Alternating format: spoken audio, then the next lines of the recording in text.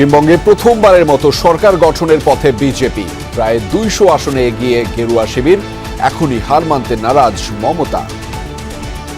আমাদের সমস্ত পার্টির কর্মীদের বলবো, অত মন খারাপ করার কারণ নেই। আমি বলেছিলাম সূর্যাস্ত পরে আপনারা জিতবেন। ये मान के चलिए आप लोग का जो चल रहा था, जो इनिशियल ट्रेंड आया है 135 प्लस बीजेपी। তামিলনাড়ুতে থালাপতি বিজয়ের বাজিমাত। একক সংখ্যাগরিষ্ঠতার পথে টিভিকে। বাংলায় বিজেপির উত্থান পুরো ভারতের জন্যই তাৎপর্যপূর্ণ বলছেন বিশ্লেষকরা। 50টি পাট ও 25টি বস্ত্রকল বেসরকারি খাতে ছেড়ে দেবার সিদ্ধান্ত। বিনিয়োগ বান্ধব পরিবেশ গড়ে তোলার নির্দেশ প্রধানমন্ত্রীর। দেশে জঙ্গি নেই, আগের বক্তব্যই অনড় স্বরাষ্ট্রমন্ত্রী। 5 আগস্টের পর ছাড়া পাওয়া শীর্ষ সন্ত্রাসীদের ব্যাপারে আইন অনুযায়ী ব্যবস্থা নেওয়া হবে। যেহেতু আমরা উত্তরাধিকার সূত্রে এমন একটা ফ্রেজাইল অবস্থায় আমরা এই অর্গানাইজেশনগুলো পেয়েছি, এগুলোকে আবার রিঅর্গানাইজ করা, ডিসিপ্লিনে নিয়ে আসা, ইন অর্ডারে নিয়ে আসা একটু সময় সাপেক্ষ।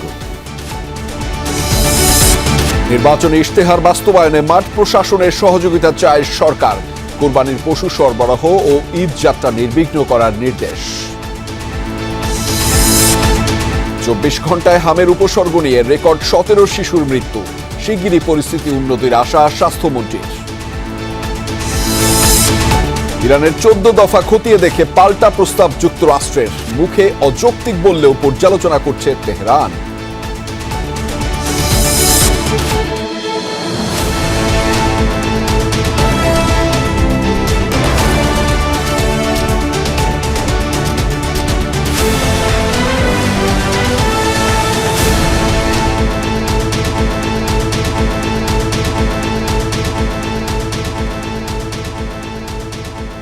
দর্শক, আমন্ত্রণ সন্ধ্যার বাংলাদেশের আয়োজনে আপনাদের সঙ্গে আছি আমি আহমেদ রেজা। এতক্ষণ শিরোনাম দেখছিলেন, এবার জানাচ্ছি বিস্তারিত। পশ্চিমবঙ্গে প্রথমবারের মতো সরকার গঠনের সম্ভাবনা জাগিয়েছে বিজেপি। সবশেষ তথ্য মতে প্রায় 200 আসনে এগিয়ে রয়েছে দলটি। সরকার গঠনের ম্যাজিক ফিগার 148। অন্যদিকে তৃণমূল কংগ্রেস এগিয়ে 90টিতে। অবশ্য এখনও জয়ের ব্যাপারে আশাবাদী দুপক্ষই। এদিকে রাজ্যের বিভিন্ন স্থানে এরই মধ্যে উদযাপন শুরু করেছে গেরুয়া শিবির। এখনো আসেনি আনুষ্ঠানিক ঘোষণা, কিন্তু চলছে উৎসব। গেরুয়া রঙের ছড়াছড়ি পুরো পশ্চিমবঙ্গে। সর্বশেষ তথ্য অনুযায়ী 293 আসনের মধ্যে প্রায় 200 আসনে এগিয়ে বিজেপি। ক্ষমতাসীন তৃণমূল লিড করছে 90টি আসনে। তবে এসব আসনে এখনো আরো কয়েক রাউন্ডের ভোট গণনা বাকি। সকালে ভোট গণনা প্রদর্শনকালে সাংবাদিকদের সঙ্গে কথা বলেন বিরোধী দল নেতা ও বিজেপি প্রার্থী শুভেন্দু অধিকারী। পশ্চিমবঙ্গে বিজেপি সরকার গঠন করবে বলে আশা প্রকাশ করেন তিনি। सरकार भाजपा कर रहा है, ये मान के चलिए आप लोग का जो चल रहा था, जो इनिशियल ट्रेंड आया है 135 प्लस बीजेपी, 100 अप्रोक्स टीम्स। ये भवानीपुर का मैं 9-10 राउंड से आप देख लेना, मैं पूरा संभाल के आगे चला जाऊंगा। এদিকে ভোট গণনার মাঝেই জরুরি বার্তা দিয়েছেন পশ্চিমবঙ্গের মুখ্যমন্ত্রী মমতা ব্যানার্জি। ভিডিও বার্তায় কাউন্টিং এজেন্ট ও তৃণমূল প্রার্থীদের ভোটিং এলাকা ত্যাগ না করার অনুরোধ করেছেন তিনি। কালকে থেকেই বলছি যে ওদেরগুলো আগে দেখাবে, আমাদেরগুলো পরে দেখাবে। এবং অনেক জায়গায় 2-3 রাউন্ড কাউন্টিং করার পরে প্রায় 100টা জায়গায় কাউন্টিং বন্ধ করে রেখে দিয়েছে। কাউন্টিং এজেন্টদের, আমাদের সমস্ত পার্টির কর্মীদের বলবো, অত মন খারাপ করার কারণ নেই। আমি বলেছিলাম সূর্যাস্ত পরে আপনারা জিতবেন। 3 রাউন্ড 4 রাউন্ড কাউন্ট হলেও এটা 14 রাউন্ড থেকে 18 রাউন্ড কাউন্ট হয়, তখন আপনারা জিতবেন। Wait and C. জোড়াফুল না পদ্মফুল, কার পতাকা উঠবে পশ্চিমবঙ্গে তা জানা যাবে আর কয়েক ঘন্টা পরই। অস্মিতা বিশ্বাস, যমুনা নিউজ। দর্শক, পশ্চিমবঙ্গের বিধানসভা নির্বাচনের খবর রাখছেন আমাদের সহকর্মী সুকান্ত চট্টোপাধ্যায়। তিনি এই মুহূর্তে কলকাতা থেকে যুক্ত রয়েছেন। তার মাধ্যমে জানাবো সেখানকার সবশেষ আপডেট তথ্যগুলো। সুকান্ত, বেশিরভাগ আসনেই তো বিজেপির এগিয়ে থাকার খবর এখন পর্যন্ত আমরা পাচ্ছি। চূড়ান্ত ফল পেতে ঠিক কতটা সময় লাগতে পারে সে বিষয়ে জানাবেন। একই সাথে ভবানীপুরে মমতা শুভেন্দু লড়াইয়ের সবশেষ তথ্য কি রয়েছে আপনার হাতে? যেমন ভবানীপুরের কথাটা আগে বলি, যেহেতু হাই প্রোফাইল এবং হাই ভোল্টেজ আসন, ভবানীপুরে মমতা বন্দ্যোপাধ্যায়ের যে জয়ের ব্যবধান সেটা কমে 5000-এ এসেছে। অর্থাৎ শুভেন্দু অধিকারী কিন্তু তার ঘাড়ে নিঃশ্বাস ফেলছে। এখনো 2 থেকে 3 রাউন্ড গোনা বাকি রয়েছে ভবানীপুরের ক্ষেত্রে। অন্যত্র যেটা যে বিষয়গুলো রয়েছে, যেটা এখনো পর্যন্ত 39টি আসনে জয়লাভ করেছে, তৃণমূল মাত্র 15টি আসনে জয়লাভ করেছে, এবং অন্যান্য যারা দল রয়েছে তারা 6টি আসনে জয়লাভ করেছে। এখনো পর্যন্ত এগিয়ে রয়েছে 200টিরও বেশি আসনে বিজেপি এগিয়ে রয়েছে, মাত্র 71টি আসনে এগিয়ে রয়েছে তৃণমূল কংগ্রেস। আপনি যেটা আরেকটা জিনিস জিজ্ঞেস করলেন যে কতক্ষণে রেজাল্ট জানা যাবে, এই রেজাল্ট জানতে রাত হবে, গভীর রাত হতে পারে। তার কারণ প্রতিকূল আবহাওয়া রয়েছে, কলকাতায় ভারী বৃষ্টি হচ্ছে, দমকা হাওয়া চলছে, তার মধ্যেও কিন্তু গণনা কার্য চলছে, এবং তার সাথে যেহেতু বিজেপির সব দিকে জয় হচ্ছে, গেরুয়া আবির খেলছে বিজেপির কর্মী সমর্থকরা। পাশাপাশি পাল্লা দিয়ে চলছে সহিংসতার ঘটনা, পাহাড় থেকে সমুদ্র সব জায়গায় কিন্তু শাসক দল আগে যারা ছিলেন তৃণমূল কংগ্রেস, তাদের পার্টি অফিস এবং যে নেতাদের বাড়ি, সেখানেও হার ঘটনা ঘটেছে, জানমালেরও ক্ষতি খবর এসেছে। তবে প্রত্যেকটা ক্ষেত্রে কেন্দ্রীয় বাহিনী কিন্তু পরিস্থিতি মোকাবিলা করছে। এখন দেখা যাক রাত বাড়লে যে জয়ের ব্যবধান এবং জয়ের আসনের সংখ্যা কত আসে, আর তার সঙ্গে সহিংসতার নতুন কোনো খবর আসে কিনা। রেজা, সুকান্ত, আপনার মাধ্যমে জানছিলাম সেই খবরের বিস্তারিত। থাকুন, আপনার মাধ্যমে নিশ্চয়ই আমরা আমাদের দর্শকদেরকে আরও বিস্তারিত জানিয়ে দিতে পারবো। প্রতিবেশী দেশের ভোট লক্ষ্য রাখছেন বাংলাদেশের রাজনীতিকরা। সরাসরি জানবো বিএনপির ভাইস চেয়ারম্যান আসাদুজ্জামান রিপনের কাছ থেকে। জনাব আসাদুজ্জামান রিপন, আপনি নিশ্চয়ই আমাকে শুনতে পাচ্ছেন। আপনার মাধ্যমে একটু জানতে চাই, বিধানসভা নির্বাচনের ফলাফল বাংলাদেশের রাজনৈতিক কূটনীতিতে ঠিক কেমনভাবে প্রভাব ফেলতে পারে? ধন্যবাদ আপনাকে। প্রথমে যে জিনিসটি জানিয়ে দিতে চাই সেটা হচ্ছে যে ভারতের অনেকগুলো রাজ্যের একটি রাজ্য হচ্ছে পশ্চিমবঙ্গ। সুতরাং পশ্চিমবঙ্গ হচ্ছে ভারতের একটি আঞ্চলিক নির্বাচন, একটা রাজ্যসভা নির্বাচন। এই রাজ্যসভা নির্বাচনে কারা জিতলেন অথবা কারা পরাজিত হলেন তার উপরে আসলে কিন্তু একটা রাষ্ট্রের সাথে আরেকটি রাষ্ট্রের সম্পর্কের কিন্তু গতি প্রকৃতি নির্ধারণ করে না। এমনিতেই বেশ কিছু সময় ধরে ভারত বাংলাদেশের সাথে সম্পর্ক খুব ভালো যাচ্ছিল না। তো একটা নির্বাচিত সরকার ক্ষমতা আসার পর থেকে ভারতের সাথে বাংলাদেশের সম্পর্কের একটা উন্নতির দিকে যাচ্ছিল বলে আমরা খেয়াল করছি। আমি মনে করি না যে পশ্চিমবঙ্গের নির্বাচনের ফলাফলে যদি কেন্দ্রের যে সরকারি দল, আমি যদি বলতে চাই নরেন্দ্র মোদীর বিজেপি যদি আপনার সেখানে দায়িত্বভার গ্রহণ করে, পশ্চিমবঙ্গে সরকার গঠন করে, সেক্ষেত্রে বাংলাদেশের সাথে সম্পর্কের কোনো ব্যত্যয় ঘটবে না। তবে বাংলাদেশের জন্য একটা পজিটিভ দিক কিন্তু আছে। পজিটিভ দিকটা হচ্ছে যে দীর্ঘ সময় ধরে বাংলাদেশ এবং ভারতের মধ্যে তিস্তা নদীর যে পানির চুক্তি নিয়ে যে একটা অমীমাংসিত অবস্থার মধ্যে ছিল, তখন প্রধানমন্ত্রী নরেন্দ্র মোদী তিনি বারবার একটি কথা বলতেন যে পশ্চিমবঙ্গের সরকার অর্থাৎ মমতার সরকার এই তিস্তা নদীর চুক্তিতে সায় দিচ্ছিল না বাংলাদেশের সাথে চুক্তি হওয়ার ব্যাপারে। তো যদি এখন পশ্চিমবঙ্গে যদি বিজেপি সরকার যদি দায়িত্বভার গ্রহণ করে, সেক্ষেত্রে বাংলাদেশের সাথে ভারতের তিস্তা নদীর পানি বন্টনে যে চুক্তি হওয়ার কথা দীর্ঘদিন যাবৎ বাংলাদেশের মানুষ অপেক্ষা করছে যে চুক্তির জন্য, সেক্ষেত্রে তো কোনো বাধা থাকার কোনো কারণ নেই। ফলে আমরা আশা করব যে পশ্চিমবঙ্গের নতুন সরকার, রাজ্য সরকার ক্ষমতা আসার পরে সেই বাধাটি যেহেতু থাকছে না, অর্থাৎ মমতা গান্ধীর যে বাধার কথা নরেন্দ্র মোদী সরকার যেটা বলতেন, পার্টিকুলার খোদ নরেন্দ্র মোদী যেটা নিজে বলেছেন, সেই পরিস্থিতি যেহেতু বদল ঘটতে যাচ্ছে, সেক্ষেত্রে ভারত বাংলাদেশের মধ্যে আপনার তিস্তা নদীর পানি বন্টনে একটি সুষম চুক্তি হবে বলে আমি আশা রাখতে চাই। জি, আপনারা ইতিবাচকভাবে হয়তো আমরাও দেখছি, আপনারাও রাজনীতিবিদরা আলাদাভাবে সেইটাই ইতিবাচক ব্যাপার দেখছেন। আমার আরেকটি প্রশ্ন রয়েছে আপনার কাছে। আপনারা তো বর্তমানে সরকার দলে রয়েছেন এবং পশ্চিমবঙ্গের নতুন সরকারের সাথে সম্পর্ক বোঝাপড়া কেমন হবে বলে আপনারা মনে করছেন বা প্রত্যাশা করছেন? পশ্চিমবঙ্গের সরকারের সাথে, রাজ্য সরকারের সাথে তো একটা দেশের সরকারের তো আলাদা কোনো বোঝাপড়ার কোনো ব্যাপার থাকে না। শুধু এটা থাকে যে প্রতিবেশী দেশের বা একেবারে আমার সীমান্ত সংলগ্ন রাজ্যে যদি তারা যদি ভালো থাকেন, সেখানে যদি শান্তি থাকে, শৃঙ্খলা থাকে, ওখানকার নাগরিকার ধর্ম বর্ণ সম্প্রদায় নির্বিশেষে তারা যদি ভালো থাকেন, সেটা নিশ্চয়ই এটা বাংলাদেশ কেন মানে সমস্ত সীমান্ত সংলগ্ন দেশের জন্য সেটা ভালো। কিন্তু পশ্চিমবঙ্গে যদি সেখানে কোনো অশান্তি দেখা দেয়, সেখানে যদি আপনার সংখ্যালঘু মুসলমানদের উপর যদি নিপীড়ন হয়, অথবা যদি মুসলমানদের উপর জুলুম হয়, তাদের সম্পদের উপর যদি জুলুম হয়, সেটা নিশ্চয়ই এটা আমাদের জন্য উদ্বেগের বিষয় থাকবে। জি, সে বিষয়ের বিস্তারিত আপনার মাধ্যমে জানছিলাম। ধন্যবাদ জনাব আসাদুজ্জামান রিপন আমাদের সাথে যুক্ত হবার জন্য। পশ্চিমবঙ্গে যেই রাজনৈতিক দলই ক্ষমতায় আসুক, বাংলাদেশের সঙ্গে দ্বিপাক্ষিক সম্পর্কে তার কোনো নেতিবাচক প্রভাব পড়বে না বলে জানিয়েছেন পররাষ্ট্র প্রতিমন্ত্রী শামা ওবায়েদ। বিকেলে পররাষ্ট্র মন্ত্রণালয়ে তিনি বলেন, প্রতিবেশী দেশের সঙ্গে সম্পর্ক এগিয়ে নিতে পারস্পরিক স্বার্থ ও সহযোগিতাকেই সর্বোচ্চ গুরুত্ব দিচ্ছে বাংলাদেশ। তিনি আরও জানিয়েছেন, ভারত খুব শিগগিরই বাংলাদেশিদের জন্য সব ধরনের ভিসা সেবা পুনরায় চালু করবে এবং দুই দেশের মধ্যে ভিসা প্রক্রিয়া স্বাভাবিক অবস্থায় ফিরবে বলে আশা করা হচ্ছে। এছাড়া পুশিন পানি বন্টন চুক্তি সহ বিভিন্ন গুরুত্বপূর্ণ ইস্যুতে ভারতের সঙ্গে আলোচনা অব্যাহত থাকবে বলেও উল্লেখ করেছেন তিনি।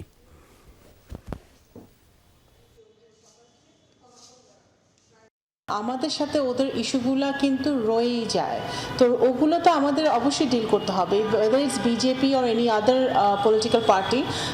আমাদের দিক থেকে আমাদের ওদের সাথে পানির ইস্যু আছে, পুশ ব্যাকের যে ইস্যুটা বললেন ওটা আছে, আরও অনেক ইস্যু আছে।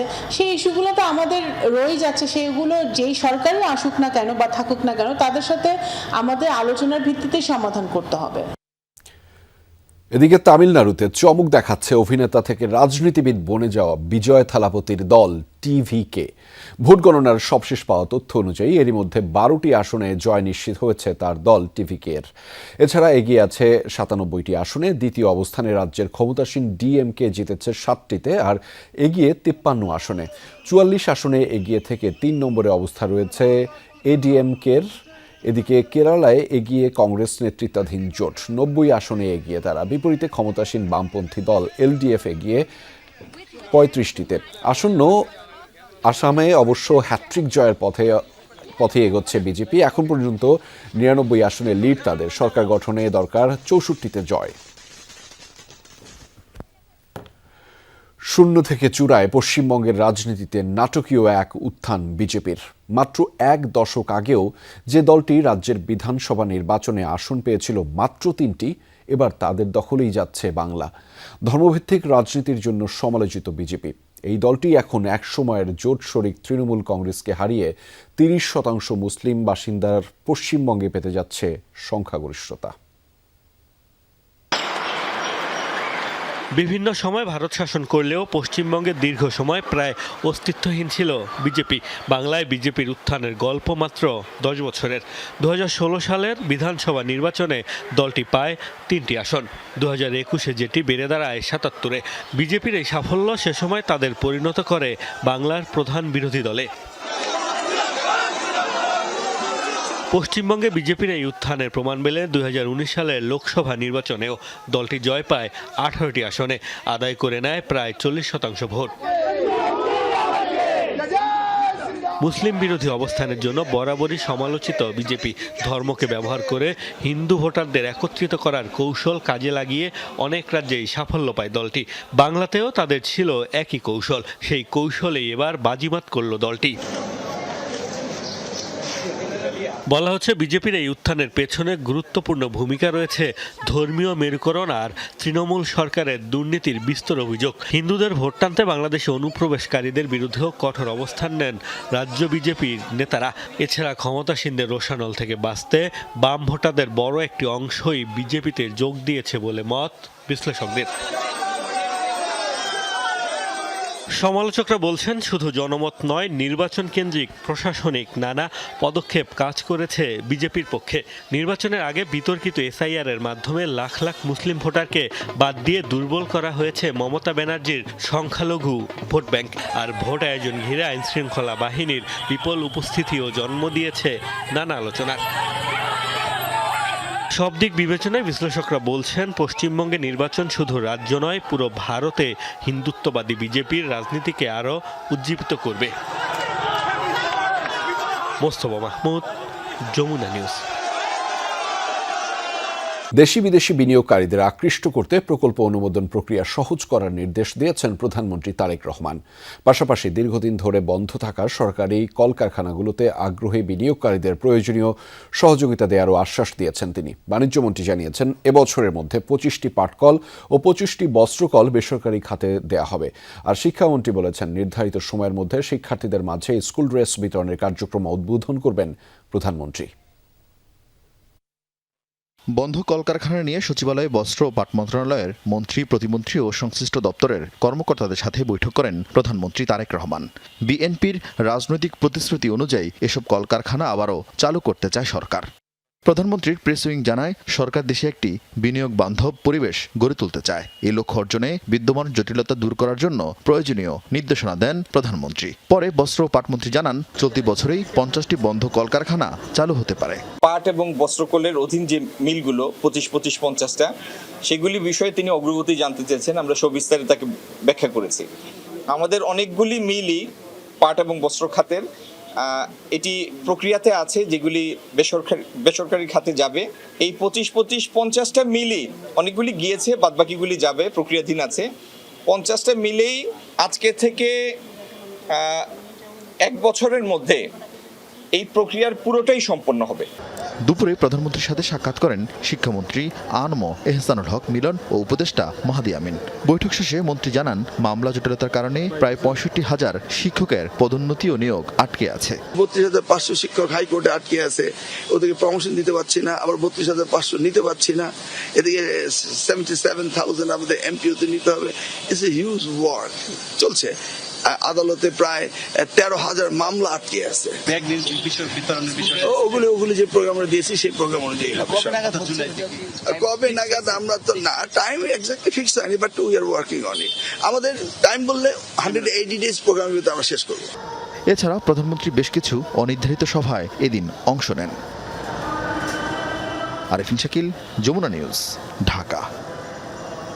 প্রধানমন্ত্রীর বাজেট আলোচনা সভা অনুষ্ঠিত হয়েছে। সেখানে রয়েছেন সহকর্মী আরিফুর রহমান সবুজ। তিনি এই মুহূর্তে আমাদের সাথে যুক্ত রয়েছেন। তার মাধ্যমে জানাবো সেখানকার সবশেষ তথ্যগুলো। সবুজ, বাজেট আলোচনায় ঠিক কি বিষয়ে কার্যক্রম হয়েছে বা আলোচনা হয়েছে সে বিষয়ে বিস্তারিত আমাদের জানাবেন। রেজা, বৈঠকটি মাত্র শুরু হয়েছে 7টার দিকে। একে একে বিভিন্ন মন্ত্রণালয়ের যারা দায়িত্বপ্রাপ্ত মন্ত্রী, প্রতিমন্ত্রী রয়েছেন তারা কিছুক্ষণ আগে ঢুকেছেন এবং আমরা যতটুকু বুঝতে পারছি বা জানতে পারছি এর মধ্যেই বৈঠকটি শুরু হয়েছে এবং সেটি হয়তো ঘণ্টাব্যাপী এই বৈঠকটি চলবে। যেহেতু আর অল্প কিছুদিনের মধ্যেই 26-27 অর্থ বছরের বাজেট ঘোষণা হবে, সেই বাজেটের আগে যেহেতু বর্তমানে বাংলাদেশের মধ্যে বা দেশে অর্থনৈতিক এক ধরনের অবস্থা বিরাজ করছে, সংকট বিরাজ করছে, সেই অবস্থায় সরকারও কিন্তু এই বিএনপি সরকার দায়িত্ব নেওয়ার পর এক ধরনের কৃচ্ছ্রতা সাধনের যে বিষয়টি প্রধানমন্ত্রী বারবারই বলে আসছেন, সেক্ষেত্রে এইবারের যে 26-27 অর্থ বছরের যে বাজেট, সেই বাজেট কিরকম হতে পারে সেক্ষেত্রে স্ব মন্ত্রণালয়ের যারা মন্ত্রী রয়েছেন তাদের থেকে এক ধরনের ব্রিফিং নেবেন প্রধানমন্ত্রী। আমরা যতটুকু জানতে পারছি যে যেই বিভিন্ন মন্ত্রণালয়ের যে প্রকল্পগুলো রয়েছে সেই প্রকল্পগুলো কি অবস্থায় আছে, সেই প্রকল্পগুলোর জন্য কত ধরনের বাজেট হতে পারে এবং এর পাশাপাশি এই সরকার দায়িত্ব নেওয়ার পর এই সরকারের বেশ কিছু নতুন প্রকল্প নিয়েছে, বিশেষ করে বিভিন্ন ধরনের কার্ড যেটি দেওয়া হয়েছে সেই প্রকল্পগুলোতে মূলত যে কি ধরনের বাজেট হতে পারে এই বিষয়গুলো নিয়ে মূলত এই বৈঠকটি আজকে অনুষ্ঠিত হচ্ছে। এই বৈঠকের পরে যেহেতু বাজেট প্রণয়নের একটি ব্যাপার রয়েছে, এই 1 মাসের মধ্যে বাজেট প্রণয়নের কাজটি করতে হবে, সেই কারণে এই বৈঠকটি হয়তো বৈঠক শেষে যারা মন্ত্রীরা এই বৈঠকে আছেন তারা ব্রিফ করবেন। সেই ব্রিফিং এ আসলে বোঝা যাবে যে বিস্তারিত প্রধানমন্ত্রী কি জানতে চেয়েছেন, বিষয়ে কথা বললেন, কি কি বিষয়ে জানাবেন। নিশ্চয়ই সেই বৈঠক শেষে আপনার মাধ্যমে দর্শকদেরকে জানিয়ে দিতে পারবো। ধন্যবাদ সবুজ আমাদের সাথে যুক্ত হওয়ার জন্য। 5 আগস্টের পর শীর্ষ সন্ত্রাসীদের অনেকে ছাড়া পেলেও তাদের বিরুদ্ধে আইন অনুযায়ী ব্যবস্থা নেবে সরকার। স্বরাষ্ট্রমন্ত্রী সালাউদ্দিন আহমদ বলেন, আইন শৃঙ্খলার ভঙ্গুর পরিস্থিতিতে দায়িত্ব নিয়েছে সরকার, সবকিছু শৃঙ্খলায় আনতে সময় লাগবে। এ সময় তিনি দেশে জঙ্গি নেই বলে তার আগের দেয়া বক্তব্যই সঠিক বলে জানিয়েছেন। স্বরাষ্ট্রমন্ত্রী বলেন, পুলিশের বর্তমান পোশাক মানানসই না হওয়ায় পরিবর্তনের সিদ্ধান্ত হয়েছে।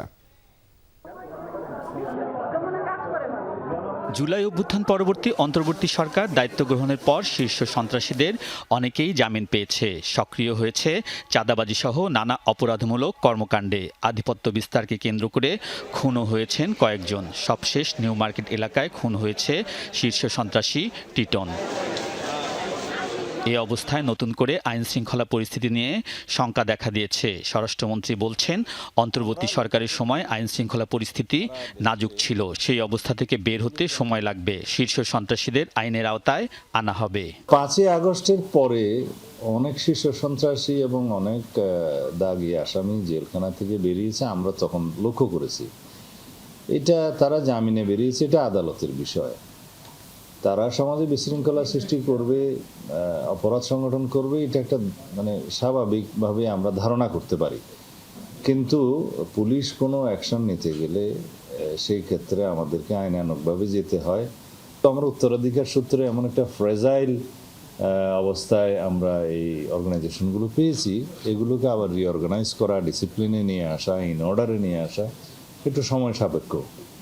জঙ্গি হামলার আশঙ্কায় পুলিশ সদর দপ্তর সতর্কতা জারি করেছিল 23 এপ্রিল। প্রধানমন্ত্রী তথ্য উপদেষ্টাও বলেছিল দেশে জঙ্গি আছে। তবে স্বরাষ্ট্র উপদেষ্টা সেদিনই বলেছিলেন দেশে জঙ্গি নেই।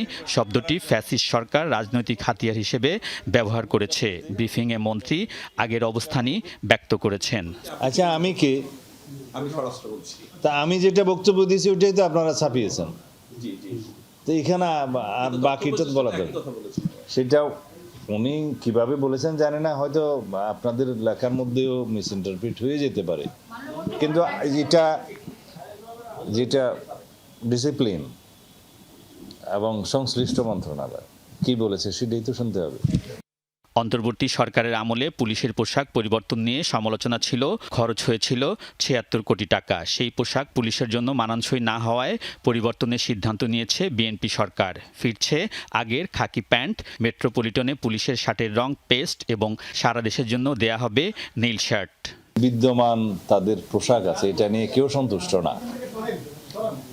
এবং এইটার যেটা দৃশ্যমান যে এই পোশাকটা আসলে ওয়াইডলি অ্যাকসেপ্টেডও হয় নাই, মানানসই না শুদ্ধ বাংলায়।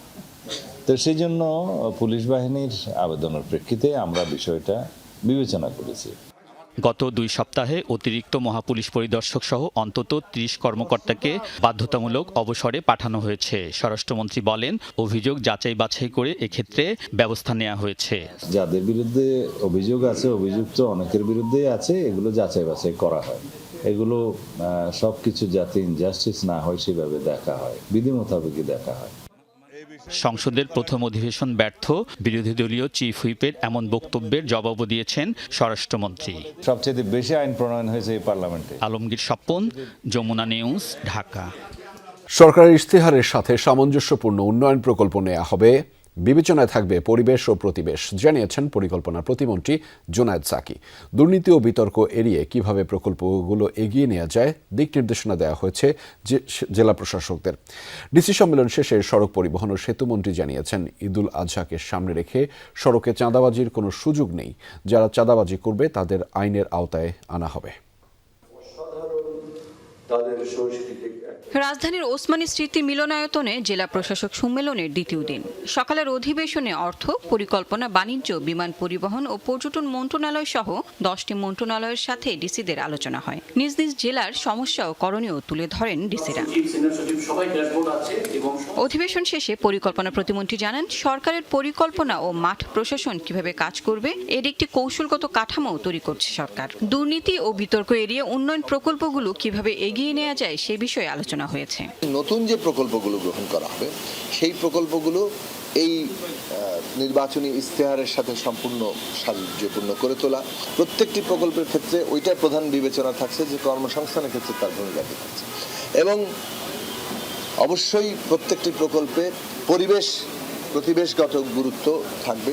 সড়ক পরিবহন ও সেতুমন্ত্রী জানান, ঈদ যাত্রাকে সামনে রেখে সড়কে চাঁদাবাজির কোনো সুযোগ দেওয়া হবে না। চাঁদাবাজির কোনো সুযোগ নেই। চাঁদাবাজি একটা অপরাধ। যারা চাঁদাবাজি করছে তাদেরকে নিয়ন্ত্রণ করা হবে, আইনের আওতায় আনা হবে। আইনের আওতায় আনা হয়েছেও।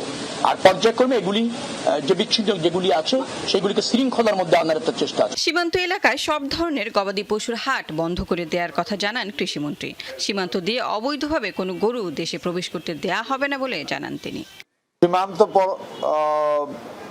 এলাকায় কিছু হাট বসত, এটা আপনারাও শুনেছেন, বক্তব্যে আসছে যে কোটি কোটি টাকা ওই হাটের ডাক উঠত, এবং ওই হাটটাই আমরা বন্ধ করে দিয়েছি। গরুর মৃত্যু না, তবে গরুর শর্ট পড়ারও কোনো সম্ভাবনা নেই। দুর্যোগ ব্যবস্থাপনা ও ত্রাণমন্ত্রী জানান, বন্যায় হাওরে 60% ফসল তলিয়ে গেছে। 6 জেলায় ক্ষতিগ্রস্তদের তালিকা করা হয়েছে। 1 লক্ষ পরিবারকে আমরা চিহ্নিত করেছি, কম বেশি কোনো জেলায়। এগুলো আগামী 3 মাস তাদেরকে আমরা কিছু সহায়তা দান করব আমাদের মন্ত্রণালয় থেকে। আমরা আর্থিক সহায়তা দিব এবং কিছু খাদ্য দিব আমরা সেই অঞ্চলে। পরবর্তীতে কৃষি পুনর্বাসনের জন্য কৃষি মন্ত্রণালয়কে উনি নির্দেশনা দিয়েছেন, আর পানি সম্পদ মন্ত্রণালয় এ ব্যাপারে ওনারা কাজ করছেন। বজ্রপাতে মৃত্যু রোধে হাওর সহ উত্তরাঞ্চলে শেল্টার বানানোর পাশাপাশি বজ্র নিরোধক টাওয়ার করে দেওয়ার কথা জানান মন্ত্রী। এছাড়া 3 মাসের মধ্যে কক্সবাজার আন্তর্জাতিক বিমানবন্দর এবং ডিসেম্বরের মধ্যে 3rd টার্মিনাল চালুর পরিকল্পনার কথা জানান বেসরকারি বিমান পরিবহন প্রতিমন্ত্রী। সেই জন্য আমরা খুবই গুরুত্ব দিয়ে আমরা একাডেমি যেটা করছি। লাভলি বিথি, যমুনা নিউজ, ঢাকা। হামে মৃত্যু থামছেই না। গেল 24 ঘন্টায় হাম ও উপসর্গে প্রাণ গেছে 17 শিশুর। একই দিন সর্বোচ্চ মৃত্যুর ঘটনা এটি। এই সময়ের মধ্যে নতুন রোগী শনাক্ত হয়েছে 1456 জন। স্বাস্থ্য অধিদপ্তরের প্রেস রিলিজে মিলেছে এমন তথ্য। হামের প্রকোপে শুরুর 50 দিনে প্রাণহানির সংখ্যা ছুঁয়েছে 311-তে। এদিকে হাম পরিস্থিতির ব্যাপারে এখনও আসার কথা বলে চলেছেন স্বাস্থ্যমন্ত্রী। তার দাবি, আগামী 3 থেকে 4 দিনের মধ্যেই দেখা যাবে ভিন্ন পরিস্থিতি।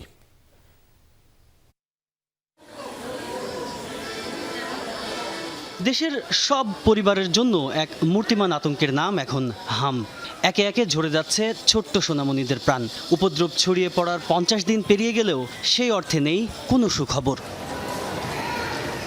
জেলার হাসপাতালগুলোতে আশানুরূপ চিকিৎসা না পেয়ে অভিভাবকরা ভিড় করছেন ঢাকার হাসপাতালগুলোয়। ফলে বাড়তি চাপ নিয়েই হামের সাথে যুদ্ধ চালিয়ে যাচ্ছেন এসব হাসপাতালের চিকিৎসকরা।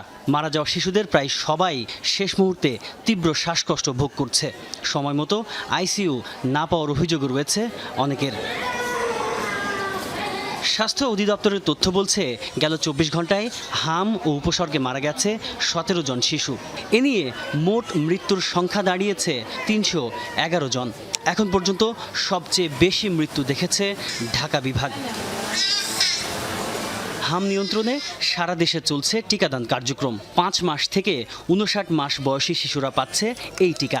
স্বাস্থ্যমন্ত্রী বলছেন, এরই মধ্যে টিকা পেয়েছে 86% শিশু। শিগগিরই পরিস্থিতি উন্নতির আশা তার। যখন সবগুলি জেলা হাসপাতালে আইসিইউ ইউনিট হতে পারবে, তখন গিয়ে কিন্তু এই প্রেশারটা থাকবে না। আর একটা জিনিস, আরও যে রোগীর সংখ্যাটা বাড়ছে, কারণ আমরা যে ভ্যাকসিনেশনটা করে যাচ্ছি, অ্যান্টিবডি ক্রিয়েট হইতে 3 উইকস টাইম লাগে। ওই সময়টা তো আমরা এখনো পাই না, আরও 4-5 দিন যাবে এই ধাক্কাটা। আশা করি এরপরে ইট উইল কাম ডাউন। রাজধানীর বনানীতে এক অনুষ্ঠানে যোগ দিয়ে মন্ত্রী জানান, মৃত্যুর সবচেয়ে বড় কারণ নিউমোনিয়া। মৃত্যুর কারণ তো নিউমোনিয়া, শ্বাসকষ্ট যেটা হচ্ছে। লাঙে অক্সিজেন নিতে পারে না অনেক কেসে। মানে এমন হয় যে আপনি ভেন্টিলেটর, নিউনেটাল ভেন্টিলেটর সাপোর্ট দিলেও আপনি রুগী বাঁচাইতে পারবেন না, কারণ লাং এমন ড্যামেজ হয়ে অনেক রুগী আছে। আমার দেখা একটা রুগী আছে যেটা মেডিকেলে কিছুদিন আগে আসছিল, সাপোর্ট দিয়েও তাকে পারা যাচ্ছে না, কারণ লাং একেবারে বসে গিয়েছে মানে নিউমোনিয়া থেকে। এই ধরনের কেস তো মানে আল্লাহ না বাঁচালে ডাক্তাররা বাঁচাইতে পারবেন না। জেলা সদরের হাসপাতালগুলোতে আইসিইউ সেবা নিশ্চিত করা গেলে মৃত্যু কমানো যেত বলে মত সর্দার সাখাওয়াত হোসেনের। পরিস্থিতি উত্তরণে সরকারের আন্তরিকতার কোনো ঘাটতি নেই বলেও দাবি স্বাস্থ্যমন্ত্রীর। তাজনুর ইসলাম, যমুনা নিউজ, ঢাকা। রাঙামাটিতে জেলা ছাত্রদলের কমিটি গঠনকে কেন্দ্র করে 2 গ্রুপের মধ্যে সংঘর্ষের ঘটনায় 144 ধারা জারি করা হয়েছে। দুপুরে শহরের বিএনপি অফিস সহ বিভিন্ন স্থানে দফায় দফায় সংঘর্ষ হয়। প্রত্যক্ষদর্শীরা জানিয়েছেন, কমিটি গঠন নিয়ে বিরোধের জেরে ছাত্রদলের 2টি পক্ষ মুখোমুখি অবস্থান নেয়। এক পর্যায়ে উভয় পক্ষের মধ্যে ধাওয়া পাল্টা ধাওয়া ও ইট পাটকেল নিক্ষেপ শুরু হলে শহরে আতঙ্ক ছড়িয়ে পড়ে। এ সময় আহত হয় অন্তত 10 জন। পরিস্থিতির অবনতি হলে রাঙামাটি পৌরসভা এলাকা, কাঁঠালতলী ও বনরূপা এলাকায় 144 ধারা জারি করে স্থানীয় প্রশাসন। জনগণের জানমাল ইজ্জত রক্ষার্থে আপনার পৌরসভার কিছু কিছু এলাকায়, যেমন কাঁঠালতলী পৌরসভা বনরূপা এই এলাকায় কিছু জেলা ম্যাজিস্ট্রেটের পক্ষ থেকে 144 ধারা জারি করা হয়েছে। এদিকে বান্দরবানেও নতুন কমিটি গঠনকে কেন্দ্র করে বিক্ষোভ করেছে ছাত্রদলের নেতাকর্মীরা। সকালে শহরের ট্রাফিক মোড়ে প্রধান সড়কে টায়ার জ্বালিয়ে সড়ক অবরোধ করে এ প্রতিবাদ কর্মসূচি পালন করা হয়। বিক্ষোভকারীরা জানিয়েছেন সদ্য ঘোষিত কমিটিতে ত্যাগী ও দীর্ঘদিনের পরীক্ষিত নেতাকর্মীদের মূল্যায়ন করা হয়নি। এ সময় দ্রুত কমিটি বাতিল করে প্রধানমন্ত্রীর কাছে পুনর্গঠনের দাবি জানিয়েছেন নেতাকর্মীরা। পরিস্থিতি নিয়ন্ত্রণে ঘটনাস্থলে যান আইনশৃঙ্খলা বাহিনীর সদস্যরা। রোদ ওঠার পর আবারও থেমে থেমে ভারী বৃষ্টি হাওড় অঞ্চলে। কয়েকটি জেলায় ডুবেছে হাওড়ের নতুন নতুন এলাকা। শ্রমিক সংকটে ডুবে থাকা ধান ঘরে তুলতে পারছেন না কৃষকেরা। এতে ফলন পচে যাওয়ার শঙ্কা করছেন ভুক্তভোগীরা। হাঁটু সমান পানিতে ডুবে থাকা ধান কাটছেন কৃষক। পচে যাওয়ার শঙ্কায় তাই আধা পাকা ধানই কাটা হচ্ছে। এটি সুনামগঞ্জের হাওড়াঞ্চলের দৃশ্য। ভোররাত থেকেই আবারও থেমে থেমে বৃষ্টি হচ্ছে সুনামগঞ্জে। এতে আবারও বাড়ছে নদ নদীর পানি। নতুন করে জলাবদ্ধতায় পড়ছে অনেক জমি। কৃষি বিভাগের হিসাবে জেলায় এ পর্যন্ত 20,000 হেক্টরেরও বেশি জমির আধা পাকা ধান পানিতে তলিয়েছে। এখনও প্রায় 50,000 হেক্টর জমির ফসল কাটা বাকি রয়েছে। জলাবদ্ধ জমিতে নামানো যাচ্ছে না হারভেস্টার মেশিন। এতে দেখা দিয়েছে শ্রমিক সংকট।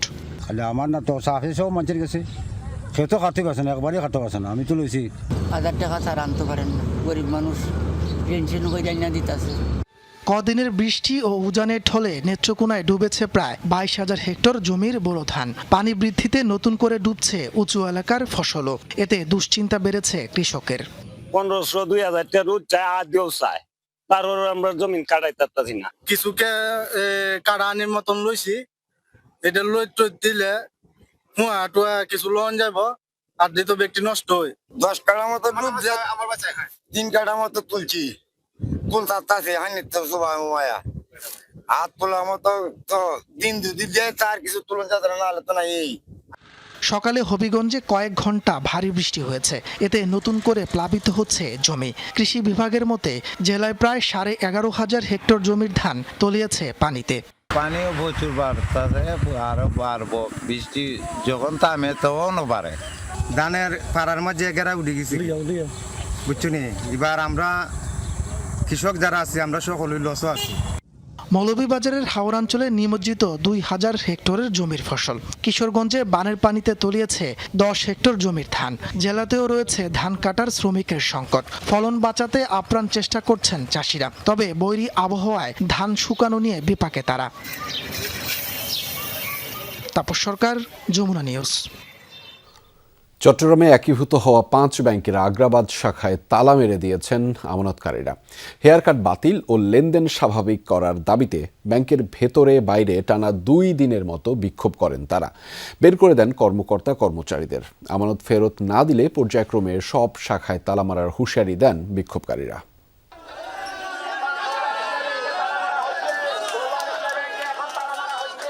সকালে চট্টগ্রামের বাণিজ্যিক এলাকা আগ্রাবাদে জড়ো হয়ে একে একে union bank, Exim bank, first security ইসলামী ব্যাংক, গ্লোবাল ব্যাংক ও সোশ্যাল ইসলামী ব্যাংকে তালা মেরে দেয় বিক্ষুব্ধ আমানতকারীরা।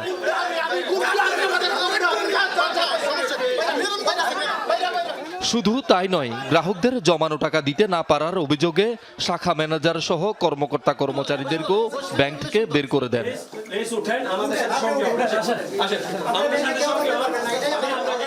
সঞ্চিত আমানত ফেরত প্রদান এবং হেয়ার কাট বাতিলের দাবিতে আগের দিন খাতুনগঞ্জে, আজ আগ্রাবাদে এই তালামারা কর্মসূচি পালন করেন একীভূত 5 ব্যাংকের আমানতকারীরা। আমি একটা হার্টের পেশেন্ট, আমি টাকার জন্য চিকিৎসা করতে পারতেছি না। 13 তারিখে আমার মেয়ের বিয়ে, আমি মেয়ে বিয়ে দিতে পারতেছি না 1 টাকার জন্য। সকালে অনেকে অনাহারে আসছে, কেন অনাহারের কাছে আমাদের পেটে খিদে আছে, কিন্তু আমাদের পকেটে টাকা নেই। ওরা আমাদেরকে কোনো ধরনের সলিউশন দিতে পারে না, ওরা শুধু পালাতে পারে। হেয়ার কাট নামের একটা শব্দ ব্যবহার করে আমাদেরকে জব্দ করা হয়েছে গলায় ফাঁসির মতো। লেনদেন স্বাভাবিক না হলে পর্যায়ক্রমে চট্টগ্রামে এসব ব্যাংকের সব শাখায় তালা দেওয়ার পাশাপাশি বাংলাদেশ ব্যাংক ঘেরাওয়ের হুঁশিয়ারি দেন আন্দোলনকারীরা। ব্যাংক স্বাভাবিক করতে হবে, লেনদেন স্বাভাবিক করতে হবে, হেয়ার কাট বাতিল করতে হবে। চলবে তালা, সারা বাংলাদেশ আমরা অচল করে দিব। বাংলাদেশ সরকার, বাংলাদেশ ব্যাংক আমাদের যৌক্তিক দাবি কেন মেনে নিচ্ছে না? যতদিন আমরা আছি ইনশাল্লাহ আমরা আন্দোলন চালিয়ে যাব। আমরা দুর্বার আন্দোলন করে তুলবো এবং প্রয়োজন হলে বাংলাদেশ ব্যাংক লক করে দেবো। দু একদিন পর পর বিক্ষুব্ধ গ্রাহকদের ক্ষোভের মুখে পড়ে বিপাকে 5 ব্যাংকের কর্মকর্তারা। সরকার ও ঊর্ধ্বতন কর্তৃপক্ষের সিদ্ধান্তের দিকে তাকিয়ে আছেন তারা। বাংলাদেশ ব্যাংক আছে, আমাদের হায়ার অথরিটি আছে, যেহেতু জাতীয় ইস্যু, এখন ওনারা সিদ্ধান্ত যেভাবে নেবে একসাথে সবার টাকা লাগতেছে, যার কারণে এই সমস্যাটা সৃষ্টি হয়েছে। গভর্নমেন্ট ডিসিশনের বাইরে তো আমরা তো চাকরিজীবী, আমাদের তো এর বাইরে কিছু করার নেই, বলারও না কেউ নাই। মিছিল সমাবেশ বিক্ষোভে উত্তেজনা সৃষ্টি হলে পরিস্থিতি নিয়ন্ত্রণে পুলিশ মোতায়েন করা হয়। আমাদের মূল কনসার্ন হচ্ছে যাতে এখানে যাতে আমাদের সাধারণ জনগণের যে জনজীবন, সেখানে যাতে শৃঙ্খলা যাতে বিঘ্নিত না হয়, আমরা এই জন্য আছি। শহীদুল সুমন, যমুনা নিউজ, চট্টগ্রাম।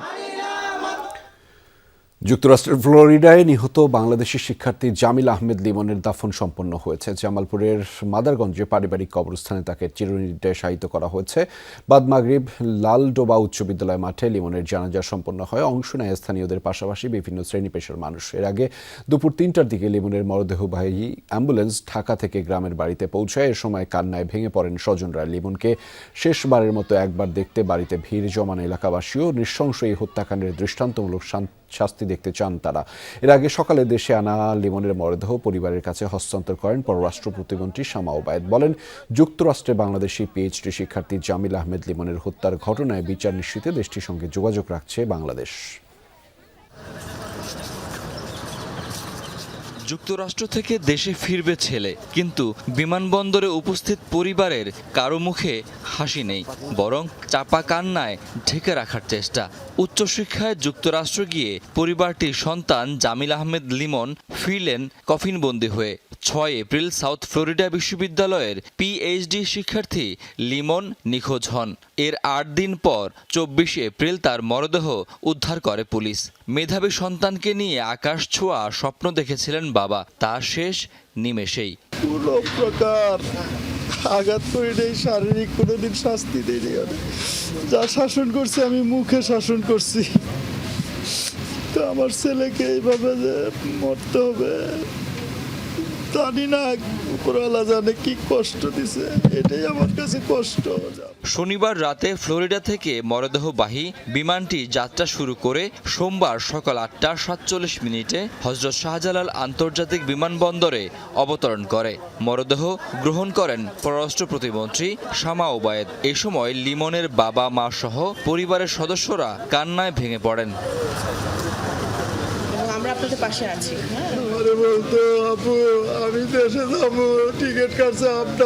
প্রতিমন্ত্রী লিমনের মরদেহ হস্তান্তর করেন স্বজনদের কাছে। হত্যাকাণ্ডের ন্যায় বিচার প্রত্যাশা করেছেন স্বজনরা। ফ্যামিলির সাথেও রুমমেটের ব্যাপারে কোনো কিছু শেয়ার করেনি, কখনো কোনো ঝামেলা কোনো কিছু হয়েছে বা এরকম কোনো কিছু শেয়ার করেনি। আমেরিকান সরকারের কাছে আমরা অবশ্যই ন্যায় বিচার দাবি করি। যুক্তরাষ্ট্রে পড়াশোনা করার জন্য গিয়েছিলেন এবং একটা সুন্দর ভবিষ্যতের জন্য, পারিবারিক স্বপ্ন পূরণ করার জন্য। তাদের এই অকাল প্রয়াণ আমাদের সবাইকে গভীরভাবে শোকাহত করেছে। পররাষ্ট্র প্রতিমন্ত্রী বলেন, এমন নৃশংস হত্যাকাণ্ডের ঘটনায় দোষীদের বিচারের বিষয়ে যুক্তরাষ্ট্র সরকারের সঙ্গে যোগাযোগ রাখছে বাংলাদেশ। যুক্তরাষ্ট্রের সাথে সরকারের সাথে নিয়মিতভাবে যোগাযোগ রাখছি, যাতে এই হত্যাকাণ্ডের সুষ্ঠু তদন্ত হয় এবং অবশ্যই আমাদের বিশ্বাস যে যুক্তরাষ্ট্র সেই তদন্ত কমপ্লিট করবে এবং এই হত্যাকাণ্ডের জন্য যারা দায়ী তাদেরকে শাস্তির আওতায় এনে তাদেরকে উপযুক্ত শাস্তি দেওয়া হবে আইনের আওতায় এনে। আনুষ্ঠানিকতা শেষে লিমনের মরদেহ নিয়ে জামালপুরের উদ্দেশ্যে রওনা করেন তার স্বজনরা। বৃষ্টির মরদেহ 2-1 দিনের মধ্যে দেশে আনার কথা। শাকিল হাসান, যমুনা নিউজ, ঢাকা। ইরানের 14 দফা প্রস্তাবের আনুষ্ঠানিক প্রতিক্রিয়া জানিয়েছে যুক্তরাষ্ট্র, যা পর্যালোচনা করছে তেহরান। তবে মার্কিন পাল্টা প্রস্তাবকে অযৌক্তিক আখ্যা দিয়েছেন ইরানের পররাষ্ট্র মন্ত্রণালয়ের মুখপাত্র ইসমাইল বাঘেই। তার দাবি, আবারও বাড়াবাড়ি রকমের শর্ত জুড়ে দিয়েছে ওয়াশিংটন। প্রস্তাব পাল্টা প্রস্তাব, টেনিসের মতো এক কোর্ট থেকে অপর কোর্টে পাস হচ্ছে বল, কিন্তু আসছে না ফলাফল। যুক্তরাষ্ট্র ইরানের অনড় অবস্থানে এখনও অনিশ্চিত মধ্যপ্রাচ্যের শান্তি প্রক্রিয়া। এবার ইরানের পাঠানো 14 দফা প্রস্তাবের প্রতিক্রিয়া জানিয়েছে যুক্তরাষ্ট্র। মধ্যস্থতাকারী পাকিস্তানের মাধ্যমে পাঠিয়েছে তেহরানের কাছে। ওয়াশিংটনের পাল্টা প্রস্তাব পর্যালোচনার কথা জানিয়েছে মোস্তফা খামেনি প্রশাসন। তবে মার্কিন দাবি দাওয়াকে অতিরিক্ত এবং অযৌক্তিক আখ্যা দিয়েছে ইরানের পররাষ্ট্র মন্ত্রণালয়। এই মুহূর্তে বিস্তারিত বলতে চাই না, কারণ প্রস্তাবটি নিয়ে পর্যালোচনা চলছে। তবে আপনারা নিশ্চয়ই ভাবতে পারছেন, অতিরিক্ত এবং অযৌক্তিক দাবির অভ্যাস ত্যাগ করা যুক্তরাষ্ট্রের জন্য সহজ নয়। আমরা এমন একটি পক্ষের মুখোমুখি যারা বারবার অবস্থান বদলায় এবং এমন ইস্যু তোলে যা কূটনৈতিক প্রক্রিয়াকে বাধাগ্রস্ত করে। ইরানের 14 দফা পর্যালোচনার আগে অবশ্য মার্কিন প্রেসিডেন্ট ডোনাল্ড ট্রাম্প বলেছিলেন নতুন প্রস্তাবটি গ্রহণযোগ্য নয়। রোববার সাংবাদিকদের প্রশ্নের জবাবে আবার তিনি বলেন ইরানের সাথে শান্তি আলোচনা ইতিবাচক পথে এগুচ্ছে। অবশ্য এ বিষয়ে বিস্তারিত কিছু জানাননি Trump. Dorothy Tustin, Jamuna news. নেদারল্যান্ডসের একটি প্রমোত্তরিতে বিরল হান্টা ভাইরাসে সংক্রমিত হয়ে 3 জনের মৃত্যু হয়েছে। আক্রান্ত আরও 3 জন। তাদের মধ্যে থেকে এক ব্রিটিশ নাগরিককে আইসিইউতে নেওয়া হয়েছে।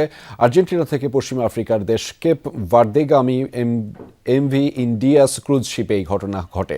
জাহাজটিতে 150 মতো পর্যটক ছিলেন। বর্তমানে কেপ ভার্দে উপকূলে নোঙররত অবস্থায় রয়েছে প্রমোত্তরিটি। অসুস্থ যাত্রীদের নামতে দেয়নি দেশটির কর্তৃপক্ষ। মূলত ইঁদুরবাহিত একটি রোগ হান্টা ভাইরাস। ইঁদুর অথবা ইঁদুরের মূত্র কিংবা লালার সরাসরি সংস্পর্শে এলে এতে সংক্রমিত হওয়ার শঙ্কা থাকে।